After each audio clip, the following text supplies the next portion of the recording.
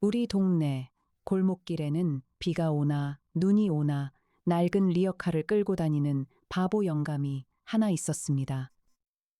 남들이 아무리 무시하고 손가락질을 해도 그저 허허 사람 좋은 웃음만 짓던 늙은 아버지였습니다.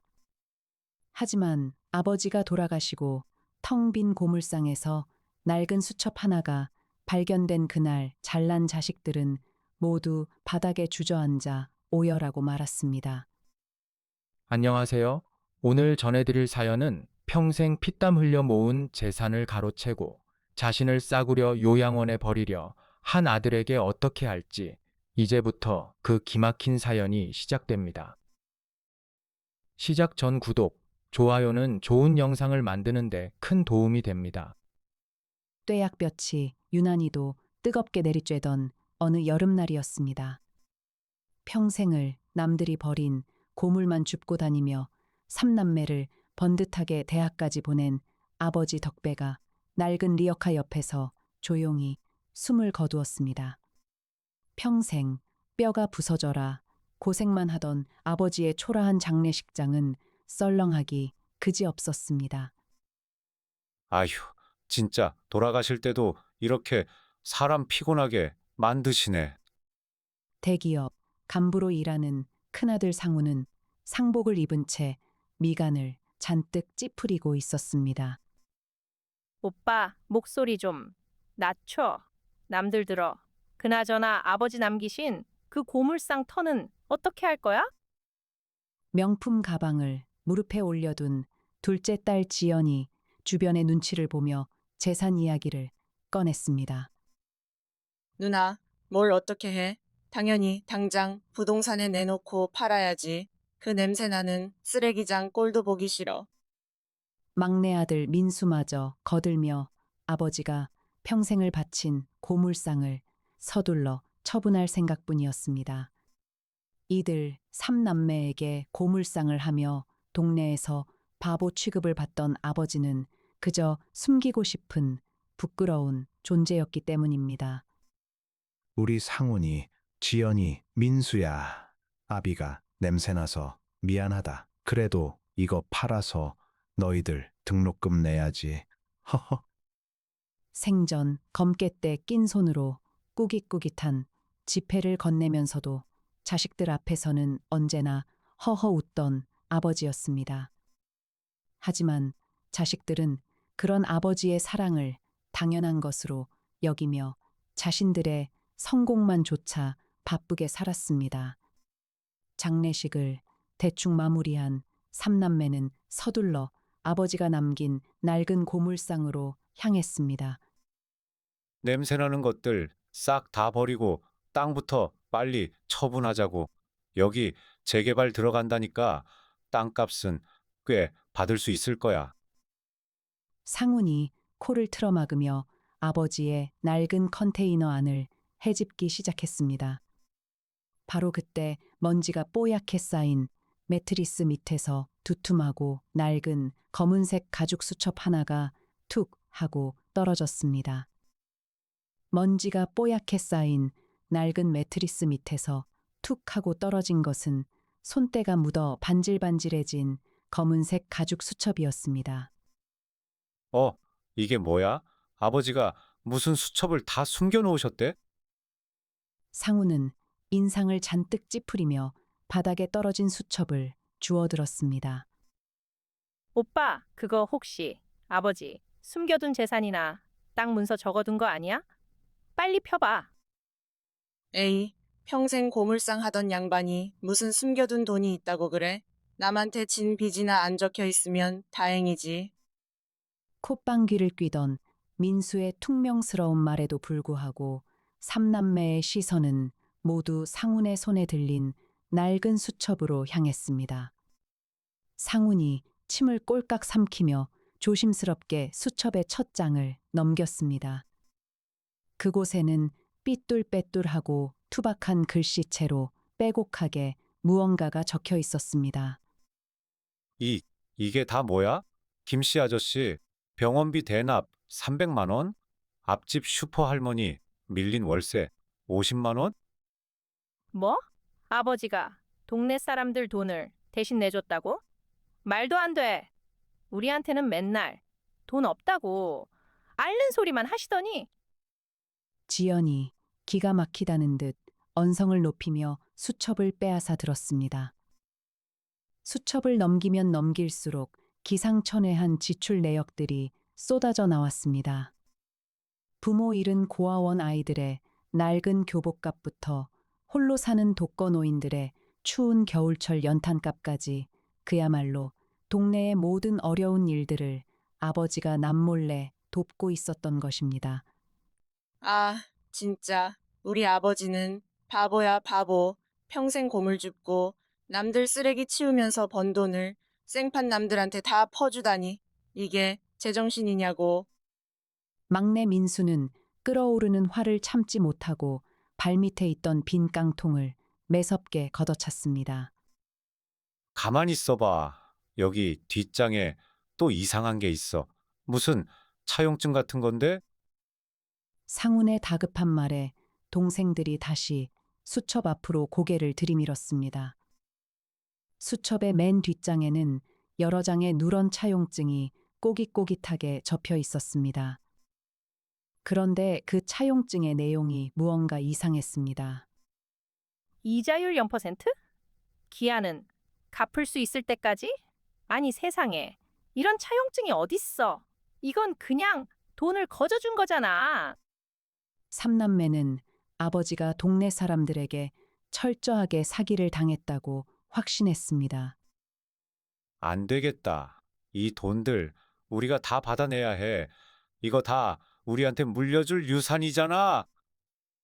당장 동네 사람들한테 가서 내놓으라고 하자고. 상훈이 도끼 어린 눈으로 수첩을 거머쥐고 컨테이너 밖으로 거칠게 나서려는 찰나였습니다. 갑자기 고물상 입구 쪽에서 시끌벅적하게 웅성거리는 소리가 들려오기 시작했습니다. 깜짝 놀란 삼남매가 고개를 들어 밖을 내다보니 고물상 마당에는 도저히 믿을 수 없는 광경이 펼쳐져 있었습니다. 검은 옷을 주섬주섬 챙겨 입은 동네 주민 수십 명이 굳은 표정으로 하나둘씩 고물상 안으로 몰려들어 오고 있었던 것입니다. 고물상 앞마당으로 검은 옷을 차려입은 수십 명의 동네 사람들이 굳은 표정으로 밀려들어 오자 삼남매는 당황하여 뒷걸음질을 쳤습니다. 다 당신들 뭐야? 남의 사유지에 허락도 없이 왜 함부로 들어오는 거야? 당장 안 나가? 상훈이 낡은 수첩을 등 뒤로 황급히 숨기며 윽박질렀지만 사람들의 표정은 무겁고 숙연하기만 했습니다. 무리의 맨 앞에 서 있던 낡은 양복 차림의 백발 노인이 천천히 앞으로 걸어 나왔습니다. 동네에서 오랫동안 통장을 맡아오던 최 노인이었습니다. 상훈아, 지연아, 그리고 민수야. 상 치르느라 고생들 많았다. 어? 통장 어르신? 아니, 동네 사람들이 여긴 단체로 웬일이십니까? 통장은 대답 대신 텅 빈 리어카와 아버지가 쓰던 낡은 장갑을 가만히 바라보며 깊은 한숨을 내쉬었습니다. 덕배 형님, 가시는 길에 우리가 늦게라도 마지막 인사라도 올려야 할 것 같아서 이렇게 다 같이 모였다. 인사요? 아휴. 정작 장례식장에는 코빼기도 안 보이시더니 이제 와서 무슨 인사를 하신다고 그래요? 혹시 우리 아버지한테 빌려간 돈 떼먹으려고 단체로 입맞추러 오신 거예요? 지연의 가시 돋친 뾰족한 말에 뒤에 서 있던 동네 사람들이 수군거리며 고개를 푹 숙였습니다. 누나 말이 맞지. 여기 이 가죽 수첩에 당신들이 우리 아버지한테 돈 빌려간 거 구구절절 다 적혀 있어. 이자율 0%에 상환기한은 무기한? 민수가 형의 등 뒤에서 수첩을 획 뺏어 들고는 사람들을 향해 허공에 거칠게 흔들어댔습니다. 우리 아버지가 글도 모르는 바보라서 당신들한테 속았나 본데 배운 우리한테는 안 통해. 당장 빌려간 돈 다 토해내요. 동네 사람들의 얼굴에 당혹감과 깊은 미안함이 교차했습니다. 민수야, 그건 덕배 형님이 우리 사정이 너무 딱하다며 먼저 내밀어 주신 은혜로운 도움의 손길이었다. 형님은 바보가 아니야. 웃기는 소리 하지 마셔. 돈 갚기 싫으니까 이제 와서 우리 아버지를 성인군자 취급하는 거 누가 모를 줄 알아? 당장 경찰 부르기 전에 우리 아버지 돈 10원 한 장 빼놓지 말고 다 내놔! 상훈이 핏대를 세우며 악을 쓰고 사람들을 험악하게 몰아붙이려던 바로 그때였습니다. 땀범벅이 된 채 거친 숨을 몰아쉬며 고물상 마당으로 뛰어들어온 청년 태수의 손에는 낡은 서류 봉투 하나가 들려 있었습니다. 넌 또 뭐야? 남의 집안일에 왜 자꾸 낯선 놈들이 떼거지로 몰려와서 난리야? 형님, 저는 저기 사거리에서 카센터를 하는 고아원 출신 태수입니다. 제발 덕배 할아버지 욕은 하지 말아주세요.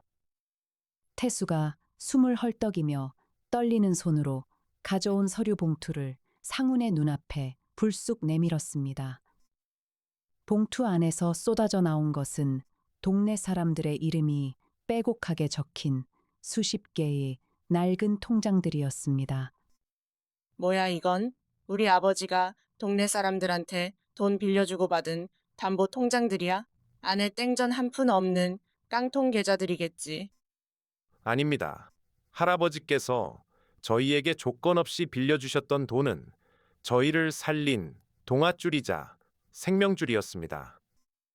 태수의 눈에서 굵은 눈물이 뚝뚝 떨어져 흙바닥을 적셨습니다. 할아버지가 저를 믿고 빌려주신 돈으로 저는 기술을 배워 카센터 사장이 되었고 앞집 슈퍼 할머니는 가게에서 쫓겨날 위기를 넘기셨습니다. 저희는 은혜를 갚으려고 원금의 이자까지 쳐서 돈을 들고 왔지만 할아버지께서는 절대 받지 않으셨습니다. 그래서 우리가 뜻을 모았던 거다. 덕배 형님이 주신 돈으로 다시 일어선 동네 사람들이 매달 조금씩 은혜를 갚는 마음으로 각자 통장에 돈을 모아두고 있었지. 돈을 모았다고요? 그럼 그 돈이 다 이 통장 안에 차곡차곡 들어있다는 거예요? 지연이 눈을 번뜩이며 바닥에 떨어진 통장들을 짐승처럼 낚아채듯 주워들었습니다. 통장을 펼쳐본 지연의 눈이 곧 튀어나올 듯 무섭게 커졌습니다. 헉, 이게 다 얼마야? 태수라는 사람 통장에만 3억? 앞집 할머니 통장에 7천만 원? 대체 이게 다 얼마냐고? 뭐? 3억? 빨리 이리 줘봐. 상훈과 민수도 눈이 뒤집혀 서로 달려들어 통장들을 미친 듯이 확인하기 시작했습니다. 수십 개의 통장에 찍힌 금액을 모두 합치면 좋기 40억 원에 달하는 어마어마한 액수였습니다. 40억. 우리 아버지가 뿌린 돈이 40억이 되어서 돌아왔다고. 거봐. 거봐. 우리 아버지는 바보가 아니라 엄청난 투자자셨어. 삼남매는 아버지의 죽음을 슬퍼하기는커녕 눈앞에 떨어진 40억 원의 돈벼락에 입이 귀에 걸리도록 환호성을 질렀습니다. 그 돈은 너희들이 가질 돈이 아니다. 묵묵히 지켜보던 최 노인이 차갑게 가라앉은 목소리로 삼남매의 환호성에 찬물을 끼얹었습니다. 무슨 헛소리예요. 우리 아버지가 빌려준 돈에서 나온 이자면 당연히 피부치인 우리가 가져가는 게 법적으로 맞는 거죠. 안 줘요? 당장 소송 걸까요? 법 조안에 이 통장 명의는 전부 우리 동네 사람들 이름으로 되어 있다. 그리고 우리는 이 돈으로 덕배 형님의 유언을 실행할 참이다. 최 노인의 입에서 나온 유언이라는 단어에 광기에 사로잡혀 있던 삼남매의 움직임이 일순간 얼음처럼 멈춰 섰습니다. 통장의 입에서 나온 유언이라는 단어에 미친 듯이 날뛰며 환호하던 삼남매는 찬물을 뒤집어 쓴 듯 그 자리에 얼어붙고 말았습니다. 유언이라니요? 아버지가 돌아가시기 전에 무슨 유언을 남기셨다는 겁니까? 상훈이 눈살을 찌푸리며 묻자 최 노인은 품속에서 낡은 카세트 테이프 하나를 조심스럽게 꺼내 들었습니다. 덕배 형님이 쓰러지시기 며칠 전 나를 찾아와서 남기신 음성 녹음이다. 당신이 떠나고 나면 너희들이 분명 이 고물상을 팔아 넘기고 동네 사람들을 괴롭힐 거라며 미리 준비해 두신 거지. 말도 안 돼. 우리 아버지가 글도 모르는 양반이 무슨 녹음을 남겨요. 그거 당신들이 우리 돈 빼돌리려고 다 같이 입 맞추고 조작한 거 아니야? 지연이 악을 쓰며 통장에 손에 들린 테이프를 빼앗으려 했지만 곁에 있던 태수가 그녀의 앞을 단호하게 막아섰습니다. 함부로 손대지 마십시오.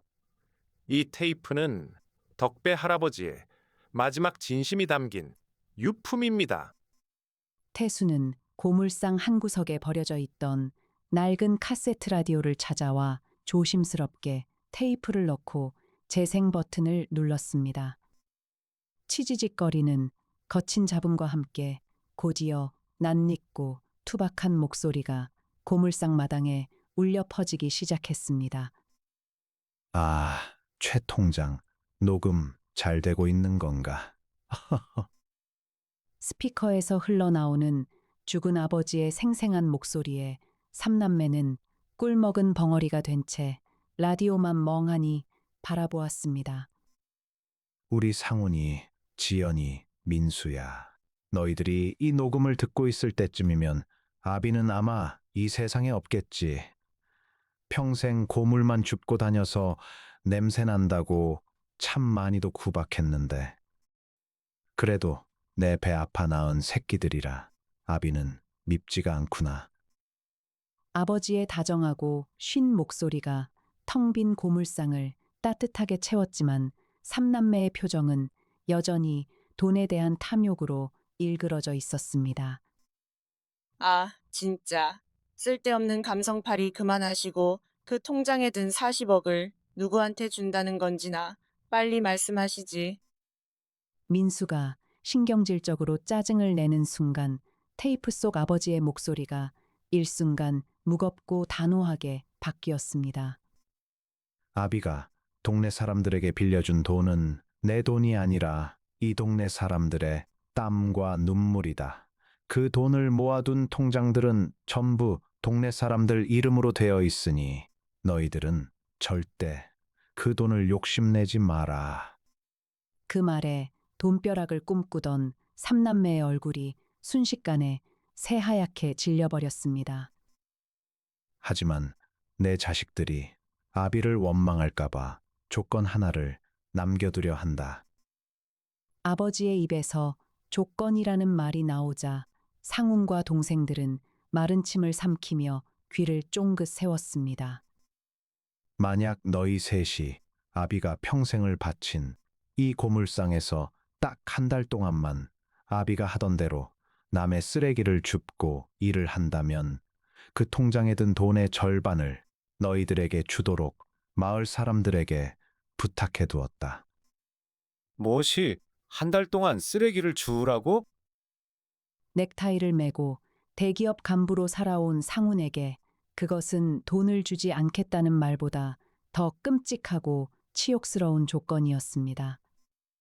대기업 간부로 살아온 상훈의 입에서 기가 막힌다는 듯 헛웃음이 터져나왔습니다. 한 달 동안 이 냄새나는 쓰레기장에서 고물을 주우라고요? 내가 미쳤습니까? 그딴 푼돈 안 받고 말지. 상훈이 넥타이를 거칠게 풀어 헤치며 당장이라도 고물상을 나갈 듯 뒤돌아섰습니다. 오빠, 미쳤어? 푼돈이라니. 통장에 찍힌 돈이 40억이라고. 절반이면 20억이야. 명품 가방을 꽉 쥔 지연이 다급하게 상훈의 팔을 낚아챘습니다. 그래, 형. 까짓것 한 달 눈 딱 감고 쓰레기 좀 주우면 20억이 생기는데 이걸 왜 포기해? 내가 할게. 내가. 돈에 눈이 먼 동생들의 성화에 상훈의 발걸음도 멈칫하고 말았습니다. 쓱. 하긴 20억이면 내 평생 회사에서 뼈 빠지게 일해도 만져볼까 말까 한 돈이긴 하지. 결국 돈의 유혹을 이기지 못한 삼남매는 서로의 눈치를 보며 마지못해 고개를 끄덕였습니다. 좋아. 덕배 형님의 유언대로 너희 셋이 모두 한 달 동안 매일 아침 7시부터 저녁 6시까지 리어카를 끌고 고물을 주워와야 한다. 하루라도 빠지거나 꼼수를 부리면 계약은 즉시 파기다. 최 노인의 단호한 경고에도 삼남매는 속으로 코웃음을 쳤습니다. 쳇, 노인네도 평생 하던 일인데 젊고 배운 우리가 못할 게 뭐가 있어? 대충 눈치껏 시간만 때우면 되지. 다음 날 아침 낡고 헐렁한 작업복으로 갈아입은 삼남매가 불만이 가득한 표정으로 고물상 마당에 일렬로 섰습니다. 곁에 있던 태수가 아버지가 생전에 끌던 낡고 무거운 리어카 세대를 차례로 끌고 나왔습니다. 자, 여기 있습니다. 할아버지께서 매일 다니시던 동선은 제가 지도로 그려드렸습니다. 이 할당량을 매일 다 채워 오셔야 합니다. 아휴, 역겨운 냄새. 이 더러운 손잡이를 나보고 맨손으로 잡으라고요? 장갑이나 빨리 줘요. 지연이 인상을 잔뜩 찌푸리며 신경질적으로 코를 틀어막았습니다. 삼남매는 각자 덜컹거리는 리어카를 끌고 동네 골목길로 마지못해 나섰습니다. 하지만 호기롭게 나선 지 불과 1시간도 되지 않아 그들의 오만함은 처참하게 무너져 내리기 시작했습니다. 한여름의 뙤약볕 아래서 수십 킬로그램의 파지와 고철을 싣고 좁은 오르막길을 오르는 일은 지옥이 따로 없었습니다. 형. 나 죽을 것 같아. 이 리어카 왜 이렇게 무거워? 바퀴가 안 굴러가. 온몸이 땀범벅이 된 민수가 숨을 헐떡이며 길바닥에 털썩 주저앉고 말았습니다. 내 손톱. 이거 파지 묶다가 손톱 다 부러졌잖아. 나 안 해. 못 해. 평생 손에 물 한 방울 안 묻히고 살았던 지연도 날카로운 종이에 손이 베이자 악을 쓰며 리어카 손잡이를 내팽개쳤습니다.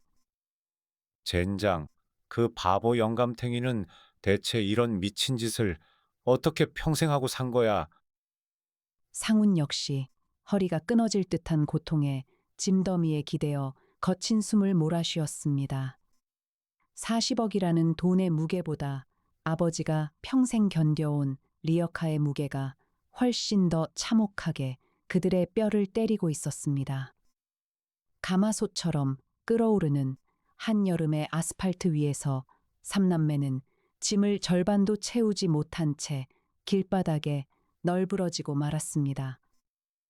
아, 도저히 못 해먹겠다. 뼈마디가 다 부서질 것 같아. 상훈이 땀으로 범벅이 된 셔츠를 쥐어짜며 거친 숨을 몰아쉬고 있을 때였습니다. 헐떡이는 그들의 머리 위로 시원한 그늘이 드리워졌습니다.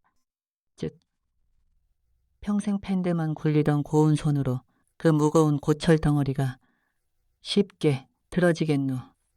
낡은 밀짚 모자를 쓴 앞집 슈퍼 할머니가 얼음이 동동 뜬 시원한 물통을 들고 그들에게 다가왔습니다. 자, 더 시원할 때 얼른 들이켜라. 덕배가 살아생전에 고물 주우러 다니면서 제일 좋아하던 얼음 보리차여. 할머니가 내민 차가운 물 한 잔에 상훈과 동생들은 체면도 잊은 채 바닥에 주저앉아 벌컥벌컥 물을 들이마셨습니다. 아휴, 이제야 좀 살 것 같네. 할머니, 우리 아버지는 대체 이런 끔찍한 짓을 어떻게 매일 하셨대요? 지연이 부러진 손톱을 문지르며 앓는 소리로 묻자 할머니의 깊게 주름진 눈가에 이슬이 맺혔습니다. 어떻게 하긴 다 너희들 입에 밥 들어가고 대학 등록금 되려고 이 악물고 버티신 거지. 장마철에 비가 와서 파지가 다 젖어 돈이 안 되는 날에는 내 슈퍼 앞 낡은 평상에 앉아서 막걸리 한잔 하시며 몰래 눈물도 참 많이 훔치셨어. 할머니의 담담한 목소리에 삼남매의 귓가에는 자식들 앞에서는 늘 허허 웃기만 하던 아버지의 웃음소리가 환청처럼 맴돌았습니다. 그래도 그렇지. 자기 몸 망가지는 건 생각도 안 하고 미련하겠으리. 민수가 퉁명스럽게 내뱉었지만 그의 목소리는 아까보다 한풀 꺾여 미세하게 떨리고 있었습니다. 미련하다고? 덕배는 이 동네에서 제일 똑똑하고 훌륭한 사람이었다. 내가 가게 월세 못 내서 길거리에 나앉게 생겼을 때 자기 전 재산 털어서 내준 사람이 바로 너희 아버지야. 상우는 아버지가 남긴 수첩에 적혀 있던 앞집 슈퍼 할머니 밀린 월세 대납이라는 글귀가 머릿속을 스치고 지나갔습니다. 그게 정말이었습니까? 우리 아버지가 할머니 월세를 상운의 떨리는 물음에 할머니는 말없이 천천히 고개를 끄덕였습니다. 삼남매는 아버지가 흘린 그 더러운 땀방울들이 자신들뿐만 아니라 이 동네 수많은 사람의 목숨을 살려냈다는 사실을 처음으로 온몸으로 느끼기 시작했습니다. 그날 저녁 온몸이 파김치가 되어 절뚝거리며 고물상으로 돌아온 삼남매를 기다리고 있던 것은 생각지도 못한 또 다른 시련이었습니다. 형님, 누님, 오늘 주워오신 파지 무게를 달아보니 목표량에 턱없이 부족합니다. 이대로면 계약 위반입니다. 팔짱을 낀 채 저울 앞을 지키고 선 태수의 단호한 목소리에 삼남매의 얼굴이 사색이 되고 말았습니다. 팔짱을 낀 채 저울 앞을 지키고 선 태수의 단호한 목소리에 삼남매의 얼굴은 순식간에 사색이 되고 말았습니다. 아니, 첫날인데 융통성 있게 좀 봐줄 수도 있잖아. 우리가 땡볕에서 얼마나 고생을 했는데. 덕배 할아버지께서는 비가 오나 눈이 오나 단 하루도 빠짐없이 이 할당량을 채우셨습니다. 계약은 계약입니다. 내일 아침까지 부족한 양을 채워놓지 않으시면 20억은 전액 고아원에 기부됩니다. 고아원에 기부된다는 말에 지연이 기겁하며 태수의 바짓가랑이를 부여잡았습니다. 안 돼. 그 돈이 어떤 돈인데? 오빠, 민수야! 빨리 리어카 끌어. 당장 나가서 밤새 주워오자고. 누나, 미쳤어? 지금 내 꼴을 봐. 온몸에 알이 배겨서 손가락 하나 까딱할 힘도 없다고. 민수가 징징거리며 바닥에 드러누웠지만 상훈이 민수의 멱살을 억지로 끌어당겨 일으켜 세웠습니다. 일어나, 이 자식아! 20억이 허공으로 날아가게 생겼는데 엄살 부릴 시간 없어! 죽어도 리어카 끌면서 죽어! 결국 칠흑 같은 어둠이 깔린 밤거리에 삼남매는 다시금 무거운 리어카를 끌고 나서야만 했습니다. 낮보다 서늘한 밤 공기였지만 그들을 기다리는 것은 또 다른 냉혹하고 비참한 현실이었습니다. 식당가 뒷골목을 미친 듯이 뒤지던 상우는 쓰레기 봉투를 뜯다가 그만 깨진 소주병 조각에 손바닥을 깊게 베이고 말았습니다. 아! 피가 나잖아. 젠장, 진짜 미치겠네. 피가 철철 흐르는 손을 부여잡고 상훈이 주저앉아 신음하자 지연이 울상을 지으며 다가왔습니다. 오빠, 괜찮아? 피가 너무 많이 나는데 고물이고 뭐고 당장 병원부터 가자. 병원은 무슨 오늘 밤 안에 이거 다 못 채우면 우리 인생 끝이라고. 어서 저기 있는 박스나 마저 주워와. 평생 남들 위해서 펜대만 굴리며 살아온 대기업 간부 상훈이 피 묻은 손으로 남이 먹다 버린 음식물 쓰레기 사이에서 젖은 박스를 악착같이 끄집어내는 순간이었습니다. 상훈의 머릿속에 어릴 적 피투성이가 된 손을 헝겊으로 칭칭 감고도 자식들에게 줄 따뜻한 붕어빵을 품에 안고 환하게 웃으며 들어오시던 아버지의 굽은 등과 얼굴이 번개처럼 스쳐 지나갔습니다. 아버지는 도대체 저희를 먹여 살리려고 무슨 짓까지 감당하고 사셨던 겁니까?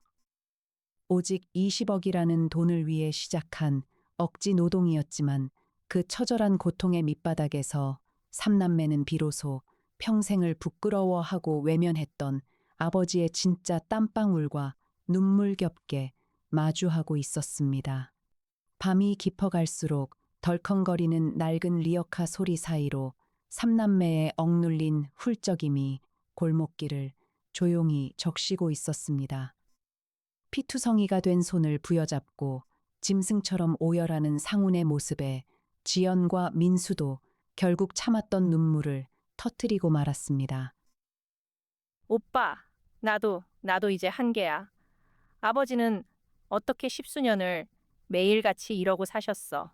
우리가 무슨 짓을 한 거야? 형, 누나, 미안해. 내가 철이 없었어.